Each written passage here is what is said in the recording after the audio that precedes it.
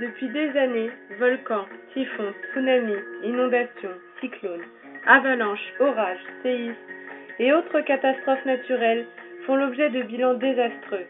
Des morts, des blessés, des dégâts matériels importants, entraînant une souffrance de la population et des pertes économiques colossales.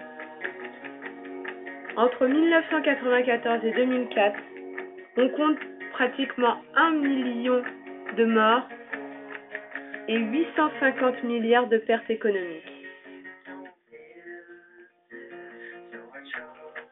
Malgré le respect des réglementations antisismiques qui a épargné de nombreuses vies, 100 000 habitations ont été endommagées, causant des dommages de 2,7 milliards de dollars.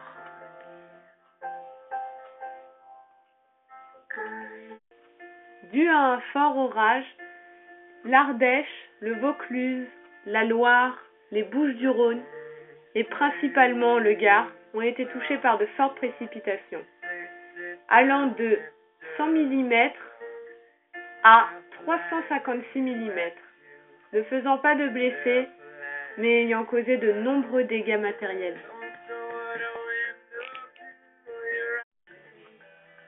Le 25 octobre 2010, l'Indonésie est touchée par un séisme d'amplitude 7,7 sur l'échelle de Richter. À cela s'ajoutent des vagues de 3 mètres de haut provoquées par un tsunami, détruisant des dizaines de villages. Le lendemain, le 26 octobre 2010, c'est le volcan Merapi qui entre en éruption. Le bilan s'élève à 272 morts et 412 disparus. Les conditions météo n'étant pas clémentes, l'aide est difficile à apporter. Il existe bien évidemment de nombreuses autres catastrophes naturelles, comme en 2004 le tsunami en Indonésie qui a fait 300 000 morts, ou la tempête Xynthia en février 2010 en Europe de l'Ouest, ou la canicule de Russie en juin 2010, qui avec des incendies et une température étouffante a fait 15 000 morts.